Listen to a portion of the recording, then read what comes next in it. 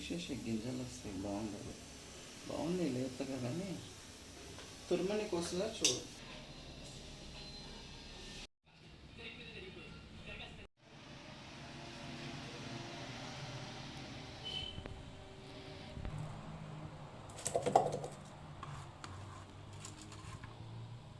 కొన్ని పల్లీలు ఉన్నాయి అక్కడ, ఉంటాయి కదా అప్పుడప్పుడు. సరిగా ఒక కప్పు అయింది. ఒక టీ స్పూన్, పెద్ద టీ స్పూన్ నువ్వులు. తర్వాత మనం ఏ కప్పుతో అయితే సొరకాయ తురిమింది వేసుకున్నాము, ఏ కప్పుతో అయితే మనం సొరకాయ తురిమింది వేసుకున్నామో అదే కప్పుతో బియ్యం పిండి కూడా మనకు ఒక కప్పు పడుతుంది.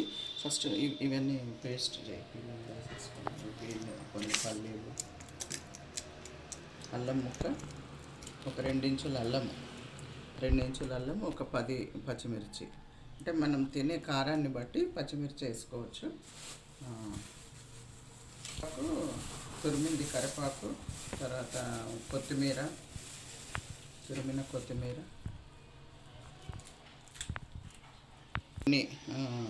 పల్లికాయలు మనకు ఇష్టం ఉంటే వేసుకోవచ్చు, లేదంటే దీన్ని స్కిప్ చేయొచ్చు.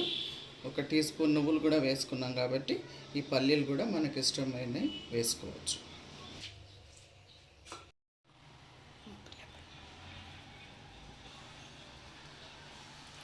తర్వాత అలాగే సన్నగా తురుముకున్న కొత్తిమీర,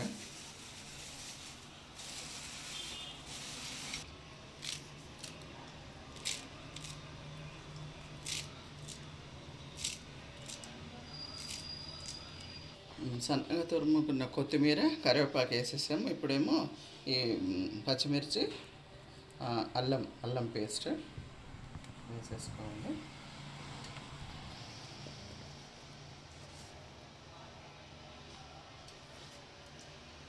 ఇది పల్లీల పొడి, అంటే మరీ పేస్ట్గా కాకుండా కొంచెం బరకగా గ్రైండ్ చేసుకోవాలి.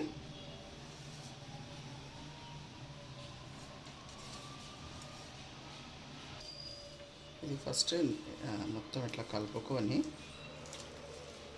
మనం దీంట్లోకి సరిపడా బియ్యం పిండి అనుకున్నాము, కానీ ఈ ఈ ఇదేమంటారు పెట్టుకున్న అది గ్రైండ్ చేసుకున్న సొరకాయకి సరిపడినంతనే పిండి మనం వేసుకోవచ్చు. ఎక్కువ అవుతే గట్టిగా అయిపోతుంది. ఎంత పిండి దీనికి సరిపోతుందో అంతనే, ఎందుకంటే నీళ్లు పోయిన అవసరం లేదు దీంట్లో.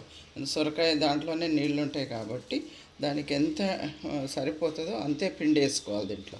మళ్ళీ ఎక్కువ పిండి వేసుకొని మళ్ళీ దీనికి నీళ్లు చేర్చుకోవటము అంత టేస్టీగా ఉండదు.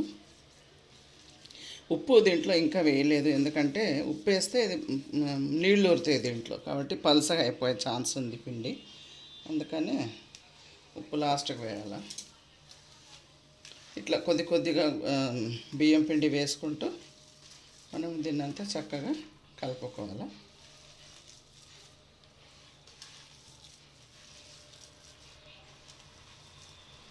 చూడండి, ఈ రకంగా ఇంత కన్సిస్టెన్సీ ఉంటే సరిపోతుంది. ఇంకా పల్సగా ఉన్నది అని అనుకుంటే ఇంకొంచెం పిండి కూడా మనం యాడ్ చేసుకోవచ్చు.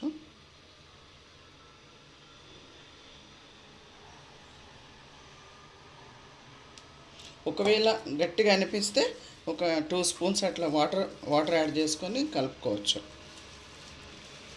మరీ అంత గట్టిగా ఏం కాదులేండి, ఎందుకంటే మనం కలుపుతూ ఉంటాము.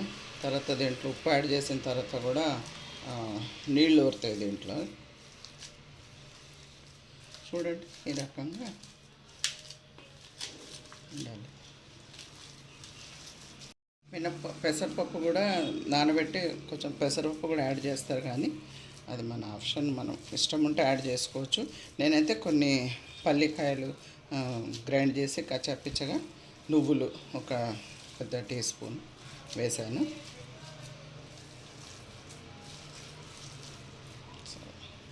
కట్టేసుకొని మనం ఏదైనా పాలిథిన్ కవర్ మీద కానీ, లేదంటే ఒక వేరే మామూలు పేపర్ మీద కానీ వేసుకొని మనకి ఇష్టం వచ్చినంత సైజులో ఒక 1/2 ఇంచు అంత మందము దీన్ని చేసుకొని మనము ఆయిల్లో వేసుకోవాలి. ఆ తర్వాత చూపిద్దాం. మన టేస్ట్కు సరిపడినంత వేసుకోవాలి. ఎందుకంటే కొందరు ఉప్పు తక్కువ తింటారు, కొందరు ఎక్కువ తింటారు కాబట్టి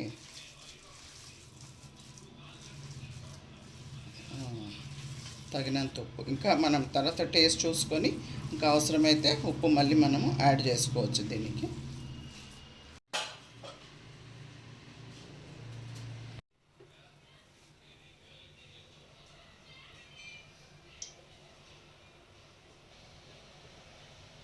అయిపోతుంది.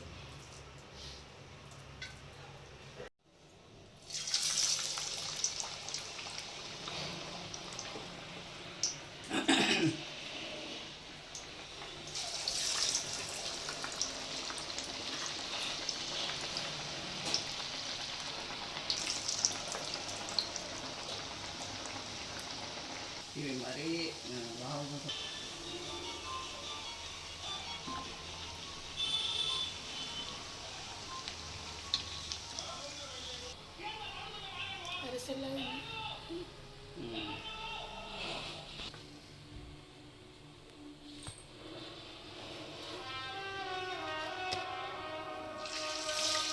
ఇప్పుడు ఇంత ముద్ద తీసుకొని మనం ఇట్లా చక్కగా ఇట్లా ఒత్తేసుకొని మూడు కానీ 4 కానీ మనకు అందులో ఎన్ని పడితే అన్ని వేసుకోవచ్చు.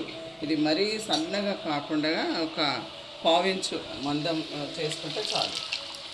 నూనె బాగా కాలాలి, చాలా వేడిగా ఉంటేనే నూనె మనకు చక్కగా కాలుతాయి అన్నమాట. అంటే మరీ ఎక్కువ ఉంటే కూడా, మరీ ఎక్కువ వేడిగా ఉన్నా కానీ నూనె పైననే కాలుతాయి, లోపల కాలవు. కాబట్టి కొంచెం బాగా వేడి అయిపోయిన తర్వాత మంట కొంచెం మీడియంలో చేసేసుకోవాలి.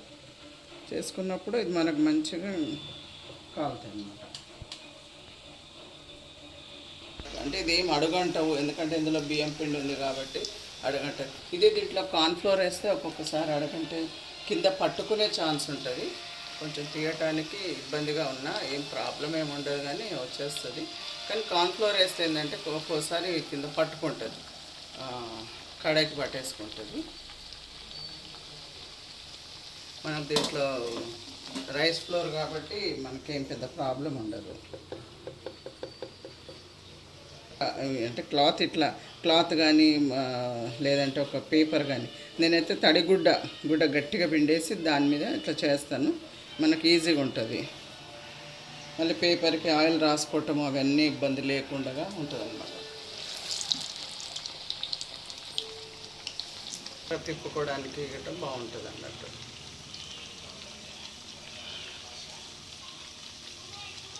అయిపోయిందండి. అన్నీ మనము ప్రతి ఒక్కటి ఇలాగే చేసుకోవాలి. ఎక్కువ మనకు మాడుతున్నాయి అనుకుంటే ఫ్లేమ్ తగ్గించుకోవాలి. అంటే ఫస్ట్ నూనె వేడి అయ్యే వరకు హై ఫ్లేమ్లో పెట్టేసి, నూనె బాగా వేడైపోయిన తర్వాత కొంచెం హై ఫ్లేమ్లో కాకుండా కొంచెం లో ఫ్లేమ్లో, మరీ ఎక్కువ లో కాకుండా నార్మల్గా పెట్టేసుకుంటే మనకు అదే ఫ్లేమ్లో కాలుతూ ఉంటాయి అన్నమాట. మనకు మాడిపోకుండా లోపల కూడా మనకు ఉడకాలి కాబట్టి కొంచెం ఫ్లేమ్ తగ్గించుకోవాలి. ఇంతేనండి సొరకాయ గారెలు. మేము ఇట్లా చేసాము. మీకు కూడా నచ్చితే ఇట్లా చేసుకొని చూసి టేస్ట్ మీకు మంచిగా అనిపిస్తే లైక్ చేయండి, సబ్స్క్రైబ్ చేయండి. థ్యాంక్ యూ అండి.